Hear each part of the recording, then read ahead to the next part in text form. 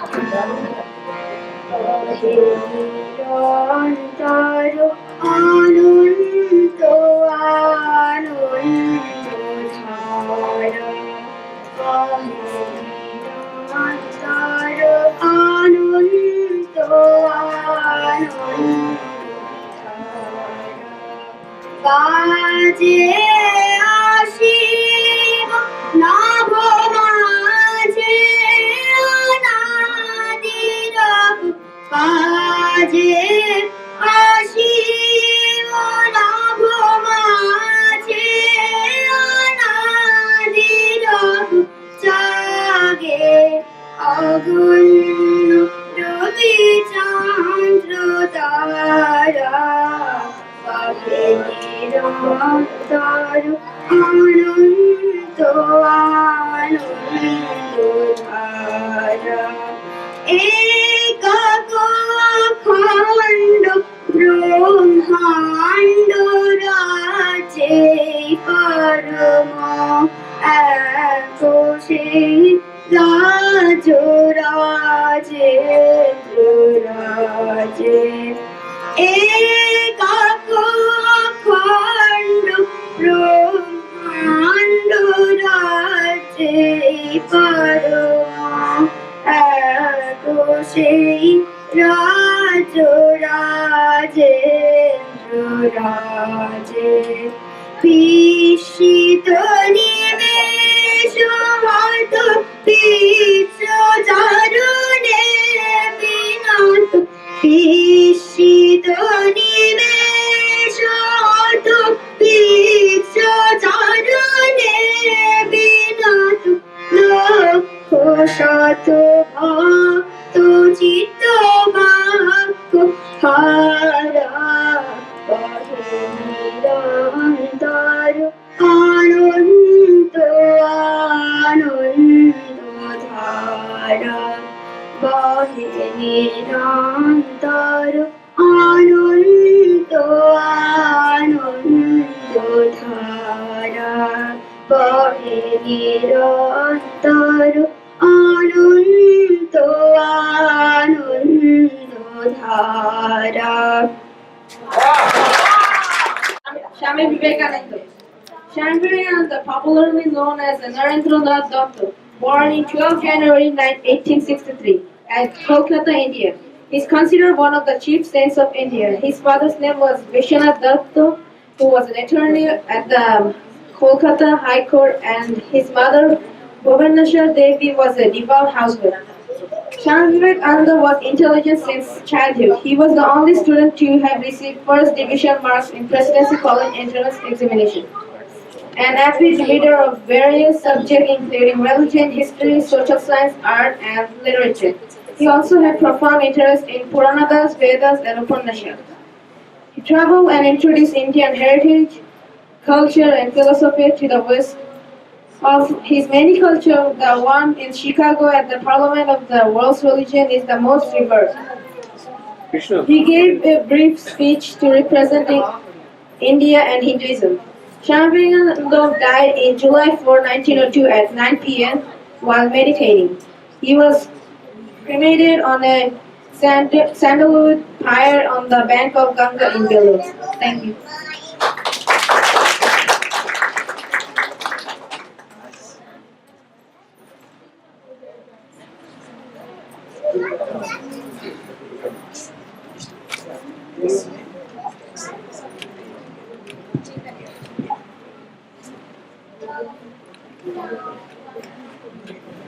I have not done anything special like poem or story. I have just drawn this Swami Vedanta. My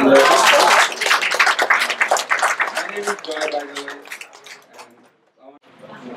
আমার নাম সিদ্ধার্থ শ্রীনিবাসন আর আমি গাইব Ganesh পঞ্চদত্ত।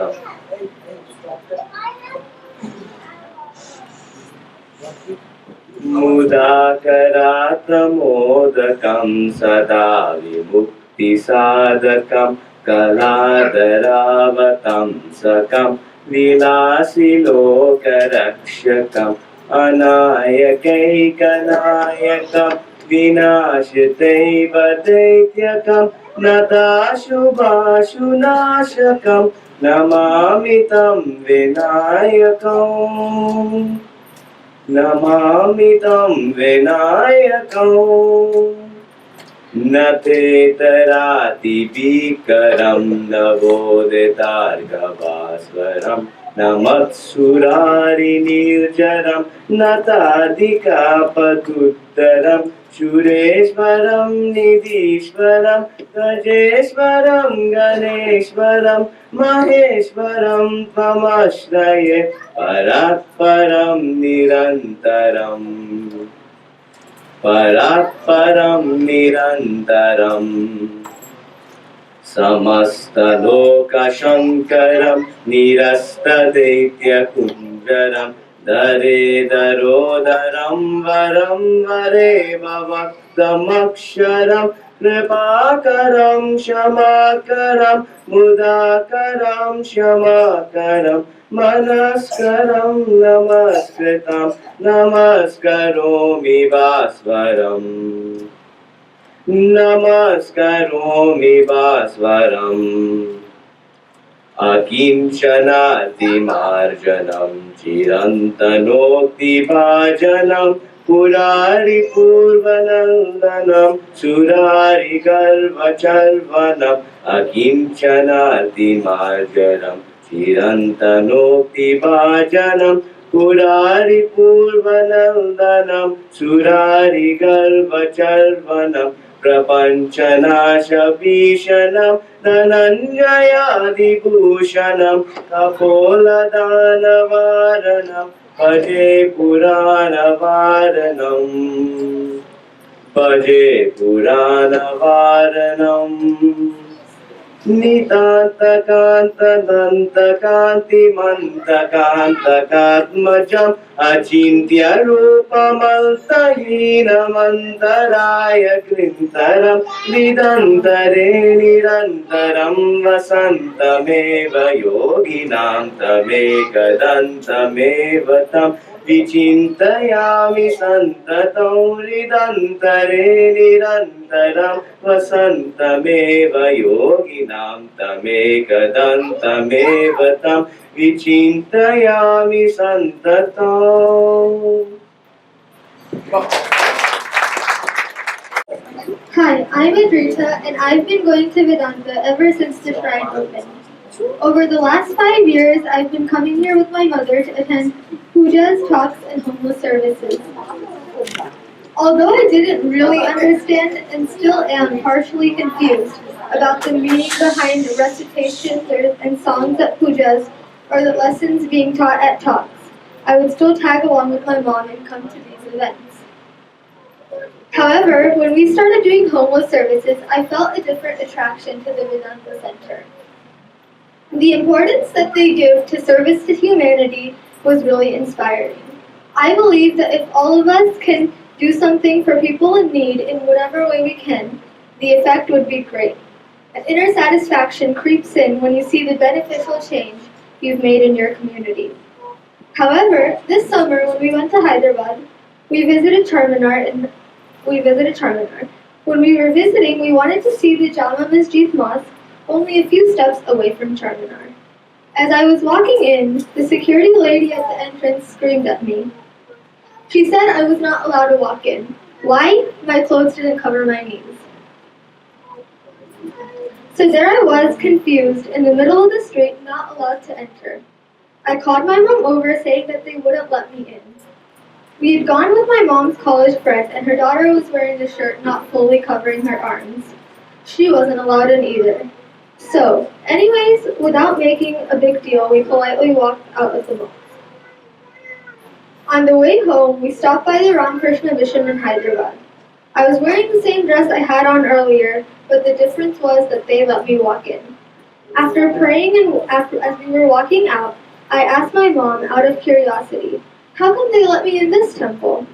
My mom, knowing I felt kind of uneasy earlier, told me that, yes, both the mosque and the temple were both places of worship to gods, but that the philosophies of Vedanta were a lot more universal. She then told me that there are many other temples, mosques, and churches in India not allowing devotees in based on your dress and your religion. I feel that that's a denial of freedom, and also it's kind of impolite to the devotees because everyone's coming there out of belief in God and prayer. She then said that the main philosophy of Vedanta is to not discriminate between men, but indeed to help a man achieve his divinity. After everything that I learned through this experience and what my mom told me, I still was kind of confused about the main philosophy of Vedanta. However, I did know that in a world where people are judged based on your caste, color, and religion, Vedanta is a place where anyone can feel accepted. Because in the words of Swami Vivekananda, service to mankind is service to God.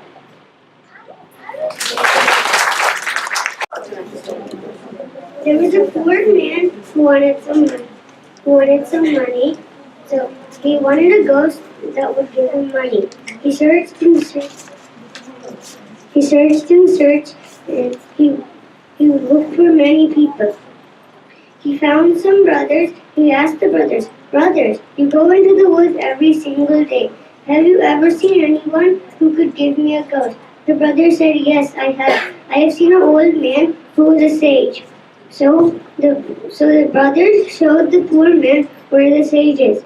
The poor man asked the sage, "Can you please give me a ghost? I want some money from the ghost." The sage gave him a word that he would have to chant till the ghost came. So one day he sat on a rock and said the word until a ghost appeared. He asked the ghost, "Build me a palace." And then, in no time, the ghost was done. He asked the ghost, "Bring me jewels, gold, and wealth."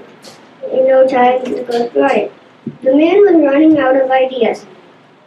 So he told the ghost to build me a city. And then he said, it would take the ghost some time to build it. But then, in no time, he is done. The poor man was getting scared. So he ran to the sage and asked the sage, "Please help me. The ghost is going to eat me up. I don't have anything to do." The sage said, "There's a dog there, and cut that dog's tail and ask the ghost to make it straight." So then the ghost came and said, "Poor man, I will eat you up. You have not given me work." So then the poor man cut the dog's tail and asked the ghost to make it straight. The ghost made it straight. But the moment he let go, it curled up again. He tried and tried. It took days and days. Then the ghost thought, I never knew I could not do such a thing. The end.